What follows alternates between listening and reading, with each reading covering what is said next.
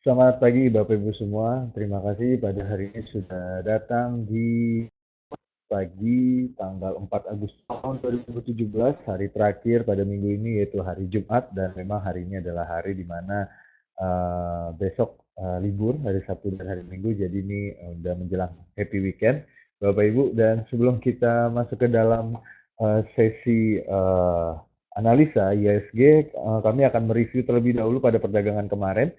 Dan kita akan mulai dari PowerPoint pertama di pagi ini, yaitu Power Fokus Pagi Jumat 4 Agustus tahun 2017.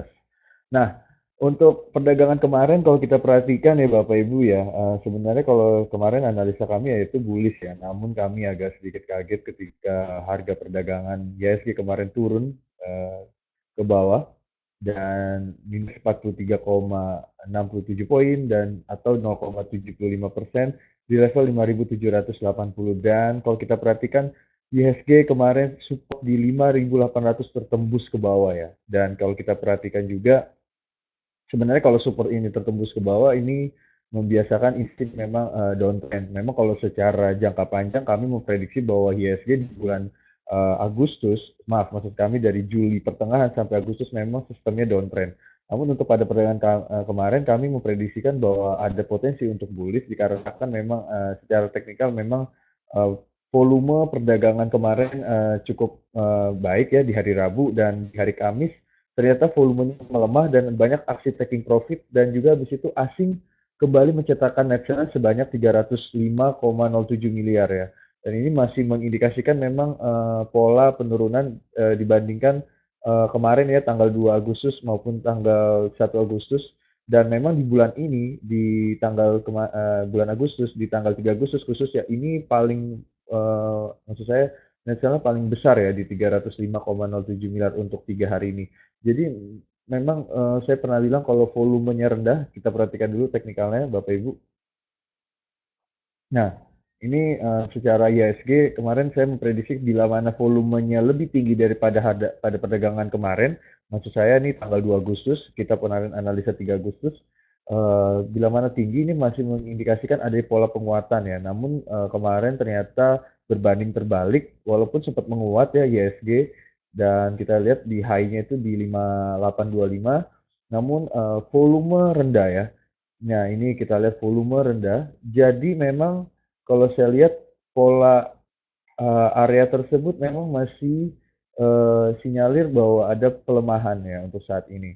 Namun kalau kita perhatikan bahwa dengan pelemahan ini ternyata pelemahannya tidak sekuat yang apa yang kami perkirakan, karena volume perdagangan juga melemah dan memang aksi taking profit yang banyak di pada perdagangan kemarin, dan itu terlihat pada net sale investor asing mencapai 305,07 miliar rupiah. Dan kalau untuk melihat perdagangan kemarin juga 8 dari 10 sektoral melemah Bapak Ibu. Yang paling melemah yaitu mining. Jelas ini mining minus 2,52% di level 1477, dikarenakan memang harga komoditasnya juga melemah pada perdagangan kemarin. Oil juga coal mencetakkan pelemahannya di kalau saya di 89,20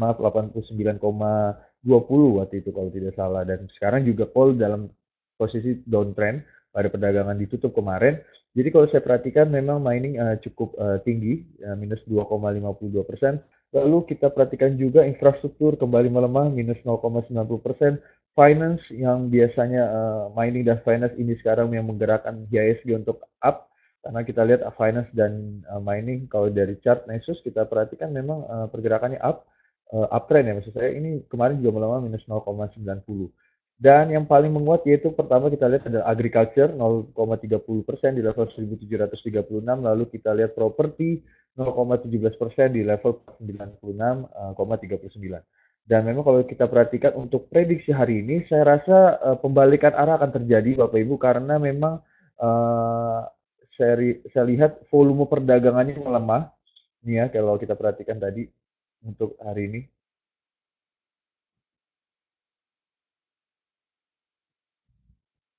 Oke, saya ulangin dulu.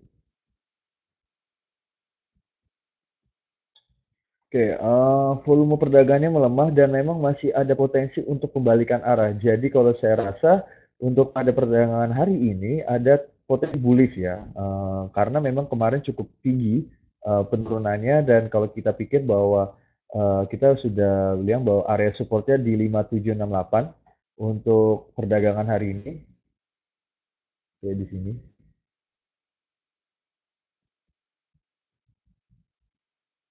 Oke, saya pakai data ini.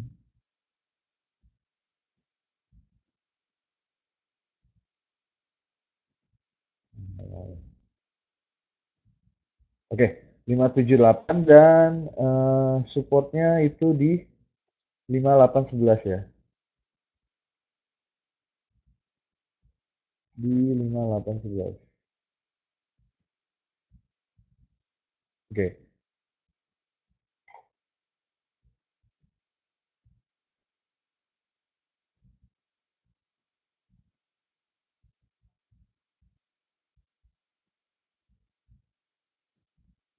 Oke. Jadi memang kalau kita perhatikan dengan hari ini perdagangan kemarin yang kami lihat volume melemah, walaupun indikator stokastik sudah berada di area mau menuju oversold ya. Namun saya melihat potensi untuk pembalikan arah pada momen ini dikarenakan memang area support ketika 5.800 tertembus, ini masih ada area support kuat yaitu di level 5.760 sampai dengan 5.769 ya. Jadi memang area tersebut masih ada potensi untuk kembalikan arah, dan nanti kita akan lihat perdagangannya apakah nanti volumenya lebih tinggi daripada perdagangan hari Kamis lalu, dan kalau misalnya ini lebih tinggi dan net sell tidak terlalu besar dari investor asing, ini mengindikasikan ada pola penguatan pada perdagangan hari ini. Jadi kalau saran saya untuk investor hari ini, jadi prediksi hari ini yaitu maksud saya adalah IHSG akan bullish di atau menguat di level 5.800, di area level support 5.768 sampai dengan resisten 5.811 untuk perdagangan hari ini. Lalu kita juga perhatikan global highlights. Yang pertama kita perhatikan Hang Seng, Nikkei, Eido kemarin melemah ya Bapak Ibu. Lalu juga FTSE 100, Dow Jones kemarin menguat. Dow Jones 0,04% di level 22.026. Lalu kita lihat juga FTSE 100 naik 0,85% di level 7.474. Lalu kita perhatikan untuk komoditas pada perdagangan kemarin ditutup, yaitu gold mencetakkan penguatan 0,12% di level 1.268 setelah sebelumnya kemarin melemah. Lalu juga oil mencetakkan pelemahan minus 1,37% di level 48,94, dan memang kalau kita perhatikan untuk sentimen oil tersebut ini juga memberikan indikasi hati-hati terhadap saham-saham yang bergerak di sektor crude petroleum oil nih, karena memang secara kolerasi ini ada potensi penurunan ya kalau kita perhatikan. Dan kita juga lihat coal kembali lagi mencetakkan pelemahan minus 1,51% di level 89,10. CPO juga melemah minus 1,0%, 0,6% di level 2.604. Sedangkan USD terhadap rupiah kemarin menguat terbatas hanya 3 poin atau 0,02% di level 13.327. Dan memang untuk kita fokus ke oil dulu Bapak Ibu, harga minyak mentah kembali tergelincir nih di bawah 50 karena meningkatnya produksi di Amerika Serikat sehingga menimbulkan kekhawatiran berlebihan pada pasokan. Dan pada perdagangan kemarin juga berdasarkan data Energy Information Administration yang dirilis Rabu kemarin, produksi minyak Amerika Serikat meningkat 20.000 per barel menjadi 9,43 juta per barel dan per pekan, maksud saya 9,43 juta barel per pekan. Sementara itu persediaan minyak mentah turun 1,53 juta per barel. Sedangkan stok bensin turun level terendah sejak Desember menyusul melonjaknya konsumsi. Jadi indikasi ini yang membuat karena pasokan produksi di Amerika Serikat meningkat sehingga menimbulkan kekhawatiran berlebihan pada pasokan sehingga melemahnya harga oil walaupun sempat kemarin menyentuh harga 50, namun untuk saat ini juga masih area di bawah 50 yaitu di 48. Ini berita untuk oil Bapak Ibu. Lalu kita lanjut untuk selanjutnya di kita akan perhatikan hari ini berita highlight. Pertama kita perlu juga untuk secara nasional makroekonomi ini ada berita Bank Indonesia akan ramal pertumbuhan ekonomi kuartal 2 5,01% sampai 5,1%. Dan memang Bank Indonesia memperkirakan pertumbuhan ekonomi kuartal 2 tahun ini berada di kisaran 5,01% dan 5,1%. Angka itu lebih tinggi dibandingkan kuartal pertama 2017, namun lebih rendah dari ekspektasi Bank Indonesia sebelumnya.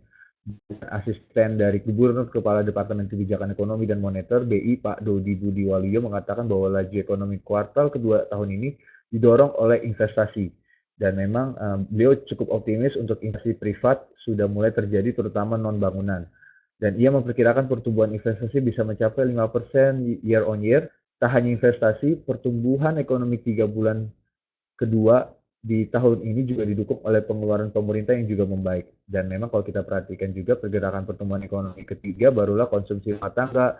Meski sumbangan terhadap PDB-nya masih terbesar, dengan perkembangan tersebut, BI memperkirakan pertumbuhan ekonomi akhir tahun ini bisa mencapai 5,2%. Dan pertumbuhan ekonomi ini bisa mencapai, maksud saya sementara pertumbuhan ekonomi tahun depan bisa mencapai 5,1% dan 5,6%. Dan memang kalau kita perhatikan, yang menarik adalah kalau kemarin saya baca koran juga terhadap BKPM ya, salah satunya kepala BKPM dia bilang bahwa Thomas Lembong, maksud saya Pak Thomas Lembong, bahwa sebenarnya ada agak aneh di kuartal 2 dikarenakan investasi banyak masuk gitu, sedangkan untuk konsumsi konsumsi malahan turun. Harusnya berkorelasi positif ya dengan konsumsi dan juga investasi yang sudah masuk di Indonesia, konsumsi juga bagus ya. Namun kalau kita perhatikan kemarin Pak Darmin sudah bilang bahwa sebenarnya yang membuat konsumsi atau ibarat kata pelemahan terhadap retail maupun konsumsi-konsumsi ini tersebut karena yang pertama adalah hari Lebaran, dan memang biasanya ada beberapa keluarga, maksud saya adalah beberapa masyarakat yang memang untuk menghindari untuk konsumsi dulu untuk biasanya di hari Lebaran. Lalu yang kedua adalah momen yang kurang pas antara libur panjang terhadap semester anak sekolah yang baru. Jadi menurut beliau adalah anak sekolah yang di bulan Juli ini masuk gitu ya, ini juga memberikan dampak yang negatif terhadap pertumbuhan retail karena memang beberapa orang tua fokus kepada meningkatkan pembelian kepada bahan maaf maksud saya buku-buku, terus habis itu pensil, pulpen dan sebagainya. Jadi ini malah mengurangi tingkat konsumsi secara retail kalau menurut Pak Darmin Nasution. Dan memang kalau kita perhatikan juga terlihat pada beberapa saham retail juga memang menurun ya kalau kita perhatikan karena memang secara dampak di kuartal 2 memang sudah siklus biasa ya di kuartal 2 ini, siklus yang biasa untuk ekonomi bahwa IHSG akan cenderung melemah dan itu terlihat pada perdagangan kemarin bahwa areanya di 5.900 sekarang udah malah 5.700 ya. Jadi kalau saya pikir ini menarik buat kita dan kalau saya rasa juga masih banyak yang harus dibenahi oleh Kementerian Keuangan maupun Bank Indonesia ya kalau saya pikir seperti itu. Lalu kita lanjut lagi untuk selanjutnya. Yang pertama adalah CTRA. Wah, ini CTRA cetak marketing sales sebanyak 3,25 triliun. Emiten properti ini membukukan marketing sales hingga Juli 2017 senilai 3,25 triliun atau mencapai 38,23% dari target yang ditetapkan. Dan memang adapun target marketing sales emiten bersandi CTRA ini mencapai 8,5 triliun. Wow. Sebagai informasi, marketing sales yang dibukukan sepanjang semester 1 2017 mencapai 2,95 triliun atau bertambah 300 miliar pada Juli 2017. Dan marketing sales yang dibukukan cukup merata, masih didominasi di kota-kota besar seperti Medan, Surabaya, Jakarta, dan Makassar. Dan ini sumber yang diketahui oleh Direktur Ciputra Development, yaitu Pak Harun Hajadi. Dan memang kita perhatikan untuk saat ini juga hingga semester 1 2017 land bank gross CTRA mencapai 2.000 hektar dan pada tahun ini CTRA mengalokasikan belanja modal senilai 1,5 triliun rupiah atau memiliki nominal yang sama dengan tahun sebelumnya dan belanja modal pada tahun ini. Lalu juga akan digunakan sebanyak 50% untuk akuisisi lahan dan 50% untuk pengembangan proyek investasi properti. Dan ini berita positif buat pemegang saham CTRA karena memang untuk hingga Juli 2017 membukukan senilai 3,25 triliun atau mencapai 38,23% dari target yang ditetapkan. Dan semoga di semester 2 ini karena saya pikir semester 2 malah lebih baik ya dari semester 1. Jadi saya rasa ini bisa target bisa tercapai ya buat CTRA ketika dia nanti akan fokus di kuartal 3 dan kuartal 4.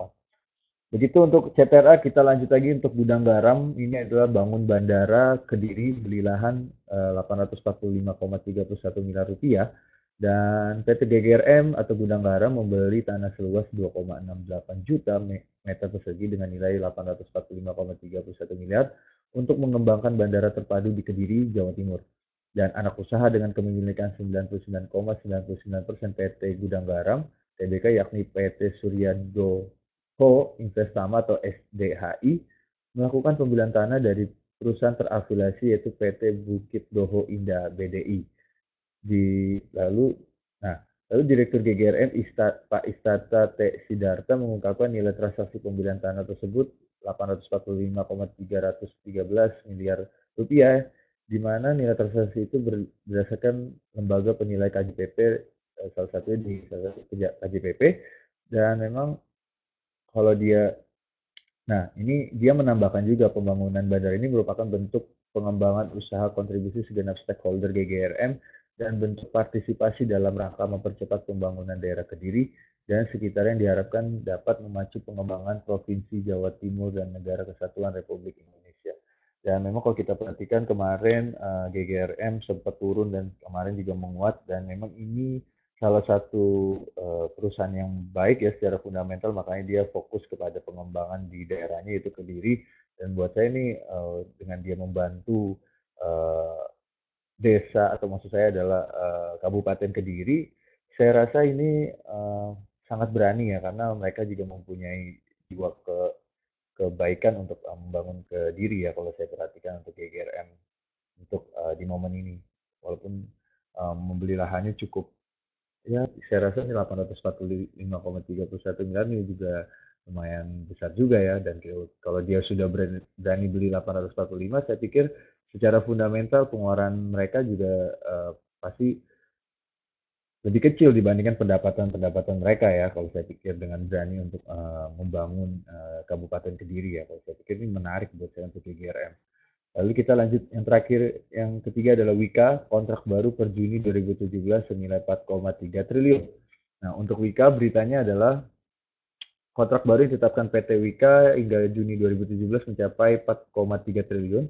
Direktur tersebut mengatakan bahwa dari kontrak tersebut mayoritas merupakan konstruksi gedung. Adapun yang terbesar adalah berada di Jabodetabek. Dari 4,3 triliun, mostly di konstruksi gedung sekitar 90% mayoritas di Jabodetabek, sisanya di Jawa Timur dan Nusa Tenggara. Dan kalau kita perhatikan juga, Pak Nur mengatakan semuanya sudah ditangani holding Wika Gedung dan tetap akan memasukkan kebutuhan produk dengan label holding. Dan kalau kita perhatikan juga, Direktur Utama PT Wika Gedung Pak Nariman Prasetyo mengatakan pada tahun ini kontrak yang dihadapi sekitar 13 triliun dengan rincian kontrak baru sekitar 7 triliun dan kontrak lama sekitar 6 triliun. Dan ini menarik untuk perdagangan hari ini ya, untuk Wika. Oke, kita akan demikian untuk news hari ini. Lalu kita akan masuk kepada chart Nexus, Bapak Ibu. Oke, yang pertama kita akan bahas tentang CTRA, karena memang ada sentimen positif untuk laporan. Nah, untuk CTR sendiri ini sudah berada di area support ya Bapak Ibu. Jadi kalau kita perhatikan untuk CTRA ini sebenarnya di level area support itu di 950 ya, sampai dengan 1015 ya kalau CTRA. Nah, untuk di momen ini kayaknya secara stokastik ini sudah keluar dari zona nyamannya, yaitu zona overbought, yang mengindikasikan memang ada pola dead cross ya, golden cross di sini, dan secara volume meningkat ya. Jadi saya pikir ini kita bisa spekulasi buy Bapak Ibu untuk area ini kita bisa ambil di area, oke, kita ambil secara support pendeknya, kita bisa ambil di area 1050 sampai dengan 1080 dengan target yang paling rendah itu di kisaran 1125 ya. Jadi untuk saat ini Bapak Ibu bisa spekulasi buy untuk membeli di harga 1050 sampai dengan 1080 dengan target di 1125 ya untuk CTRA target pertamanya, lalu target keduanya bisa di 1160. Ini untuk CTRA. Karena kalau saya perhatikan dengan ada indikator stokastik yang sudah keluar dari zona overbought dan memang ada potensi golden cross, maaf maksud saya sudah golden rush dan potensi peningkatan volume. Jadi saya pikir CTRA bisa kita spekulasi buy di area 1050 sampai dengan 1080 dengan target resisten pertama di 1125 dan target resisten kedua di 1160. Ini untuk CTRA. Lalu kita lanjut lagi untuk saham yang kedua, yang pertama CTRA, yang kedua adalah kita perhatikan adalah saham, bentar, kita harus lihat data dulu.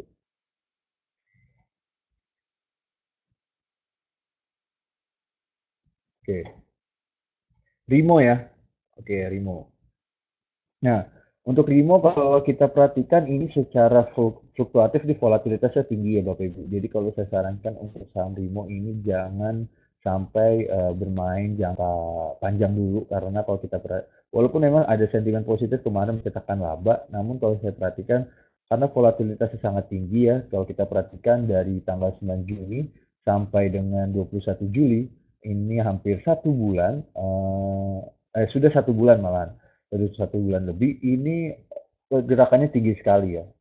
Menarik juga sih. Namun kalau saya perhatikan ini mempunyai sistem high risk yang tinggi karena pergerakannya sangat terjal sekali ke atas. Jadi untuk saran saya untuk Rimo ini kita bisa berinvestasi ini 1 sampai 2 hari aja gitu untuk saat ini.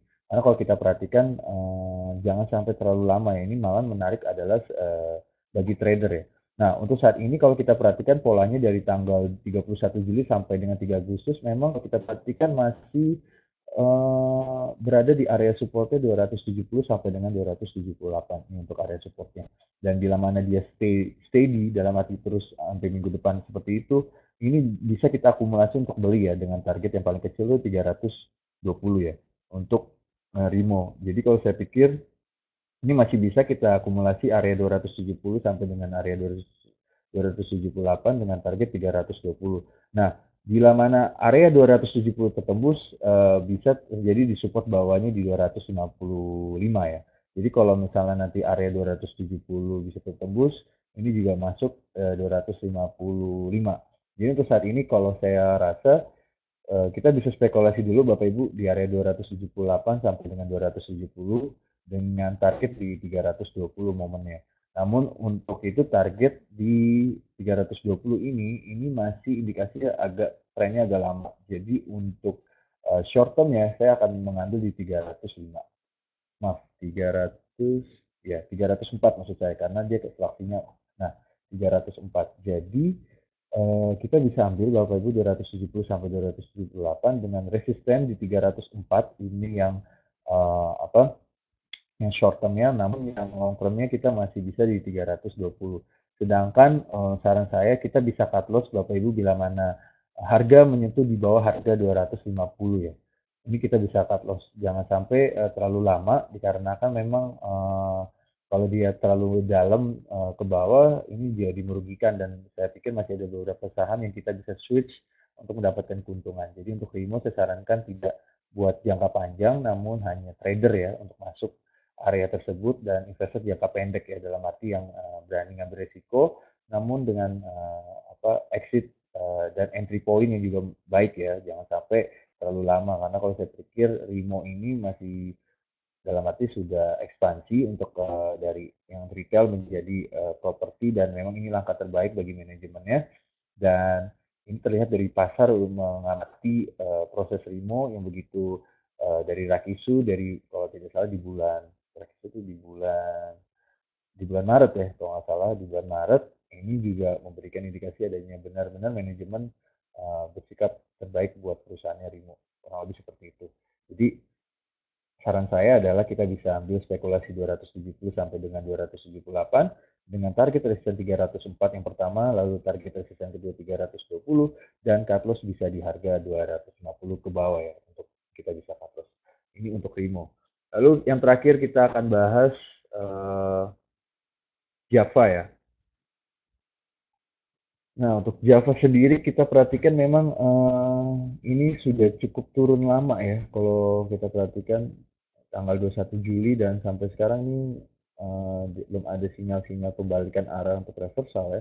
Kalau saya pikir, namun untuk saat ini saya Java secara fundamental memang terjadi penurunan Bapak Ibu. Itu itu terlihat dari laporan laba ruginya kemarin di kuartal 2. Namun makanya itu terlihat sahamnya sempat anjlok ke bawah, dan untuk secara teknikalnya kami menyarankan untuk ada potensi di kuartal 3 labanya meningkat lagi ya, karena memang ekspansi dari Java ini menarik ya di kuartal 3 maupun kuartal 4, dan kita bisa ambil momen ini di bawah ya, untuk di area 1108, sorry, 1150 sampai dengan 1180 ya, 1180 ya.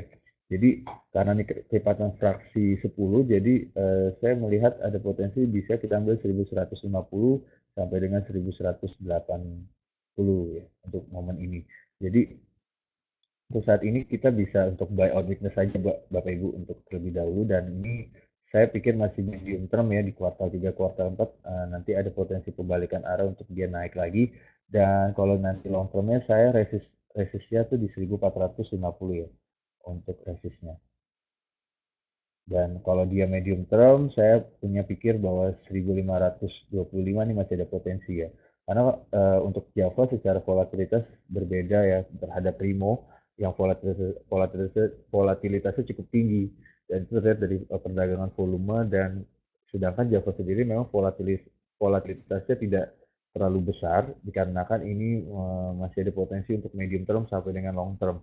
Jadi kalau di momen ini saya menyarankan untuk kita bisa spekulasi buy di 1150 sampai dengan 1180, dan dengan target medium itu 1420, 1430 itu yang resisten pertama, lalu resisten kedua itu 1520 untuk Java ya. Dan memang kalau saran saya ketika di harga menyentuh 1080, saya sarankan untuk cut loss ya di bawah harga 1080, karena saya pikir taking profitnya lebih besar kalau misalnya dia menyampai di 1420 dan juga di 1520, dan cut loss kita bisa di 1080 untuk exit pointnya, dan kita bisa entry di 1150 sampai dengan 1180. Nah, demikian Bapak Ibu untuk Java, dan saya demikian untuk analisa pagi hari ini. Semoga juga bisa memberikan pertimbangan untuk Bapak Ibu untuk masuk perdagangan saham hari ini. Dan kiranya di minggu depan kita akan bisa bertemu lagi untuk membahas pergerakan IHSG untuk hari Senin. Terima kasih, selamat pagi, selamat beraktivitas, dan semoga cuan hari ini.